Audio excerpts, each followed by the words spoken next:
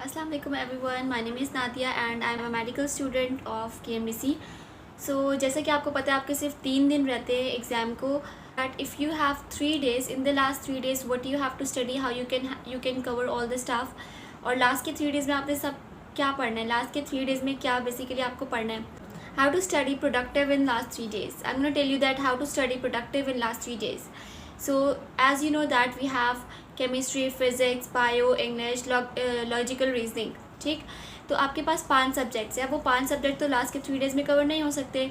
So main subject कौन से? 3. कौन से? Bio, physics and chemistry. और उन सब में भी कौन मेन है? बायो.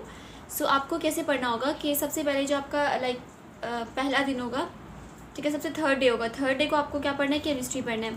थर्ड डे को यानी कि एग्ज़ाम से तीसरे दिन पहले आपको केमिस्ट्री का सब रिवाइज करना है. केमिस्ट्री के सारे ब्लॉक्स के नाम देख लीजिएगा, सारे नेम्स हो गए, सारी इक्वेशंस हो गई कि एल्डिहाइड में कैसे ऑक्सीडेशन होती है तो क्या बनता है, कीटोन में ऑक्सीडेशन करते हैं, रिडक्शन करते हैं तो क्या बनता है, ये सारी चीज़ें आपने रिवाइज़ कर ली. सही.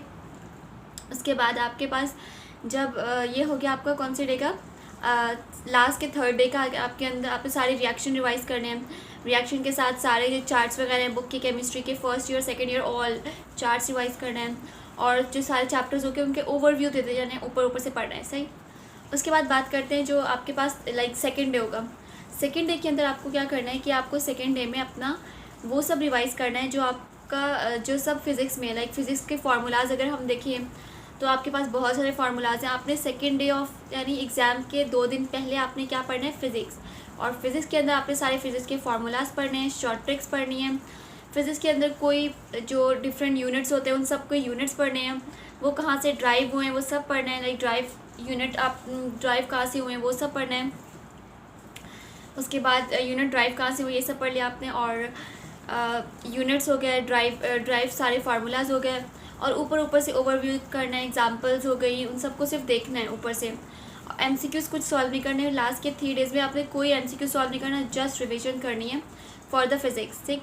अभी आपने 2 दिन पहले क्या पढ़ा? फिज़िक्स पढ़ा. उसके बाद अब जो लास्ट डे आ गया, third day, as you know that bio have the maximum portion from all the MDCAT exam. So bio is the must thing. ऐसी चीज़ें जो कि करनी है सब में. ठीक. तो अब बायो के अंदर क्या पढ़ना है आपने? बायो के अंदर आपने सब रिवाइज़ करना है. सब आपका लास्ट डे आपने सब रिवाइज़ करना है. आपने बायो का उठाया, ऊपर से सुपरफिशियल सब पढ़ते जाएं. जैसे आप चैप्टर उठा रहे हैं, ऊपर जो आपके मेन हेडिंग्स, जाहिर सी बात आपने हेडिंग्स की होंगी हाईलाइट, उन सबको पढ़ लीजिए. आपने नोट्स बनाए होंगे, मेन की पॉइंट्स लिखे होंगे, इंपॉर्टेंट पॉइंट्स लिखे होंगे, उन सबको पढ़ते जाएं. ठीक. और जो बायो के अंदर अगर आपके पास परसेंटेजेस होती हैं, जैसे आपके पास है कि हाइड्रोजन ज़्यादा होती है, कार्बन ज़्यादा होती है, ह्यूमन सेल के अंदर क्या ज़्यादा होते हैं, इन सब की परसेंटेजेस हो गई. इसके अलावा डाइजेस्टिव सिस्टम का चैप्टर है, उसके अंदर बहुत सारी परसेंटेजेस हैं, वो सब रिवाइज़ कर लें. सुपरफिशियल आपने बायो का सब रिवाइज़ कर लिया और सुपरफिशियल आपने फिज़िक्स का भी सब रिवाइज़ कर लिया, केमिस्ट्री का भी. अब एक और मेन चीज़ कि आप किस तरह से हैंडल करेंगे. एग्ज़ाम, आपको पता है कि आप जब जैसे एग्ज़ाम करीब आते हैं तो बच्चे बहुत ज़्यादा आगे पीछे हो जाते हैं, मतलब उनका दिमाग काम नहीं कर रहा होता, इतना स्ट्रेस ले रहे होते हैं. तो मैंने इस पर एक वीडियो बनाई थी कि आप स्ट्रेस को किस तरह से रिलीज़ कर सकते हैं, अपने आप को किस तरह से एंजाइटी से बचा सकते हैं. क्योंकि अगर आपके पास स्ट्रेस होगा, अगर आप स्ट्रेस ले रहे हैं किसी भी चीज़ का, तो जो चीज़ आपको आती है वो भी आप गलत करके आएंगे. तो इट्स मोर बेटर कि आप स्ट्रेस को खुद से दूर करें और ख़ुद को कॉन्फिडेंस दिलाएं. और पास पेपर लास्ट के 3 days में आपने बिल्कुल सॉल्व नहीं करने, जो कर लिया इट्स फाइन. ठीक. पास पेपर एक्स्ट्रा चीज़ें कुछ मत करें, जस्ट रिविजन. जो आपने पढ़ चुके हैं उन सबको रिवाइज़ करें, जो आपने पढ़ लिया सिर्फ उसको रिवाइज़ करें. कुछ पास पेपर्स वगैरह सॉल्व नहीं करें.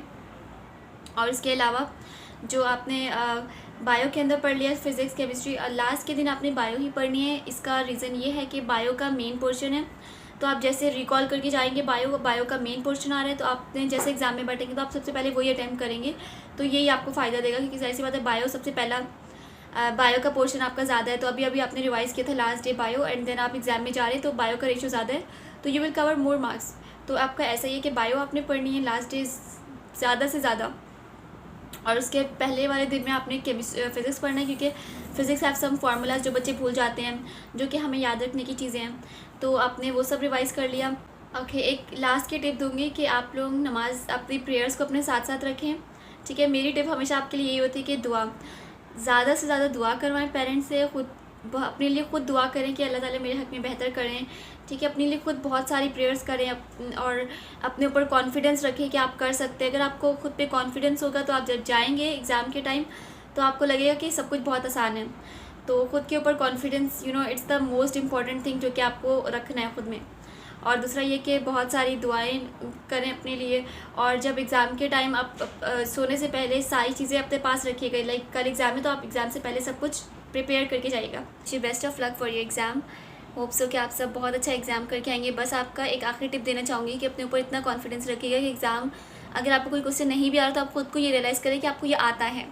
और रियली जब आपको खुद को ये बताएंगे कि आपको ये आता है तो आपका माइंड उस तरीके से वर्क करना स्टार्ट करेगा और वो क्वेश्चन जो आपको नहीं आ रहा वो भी आ जाएगा। Like my video, so give big thumbs up and also share my videos with your friend ताकि सबकी हेल्प हो सके।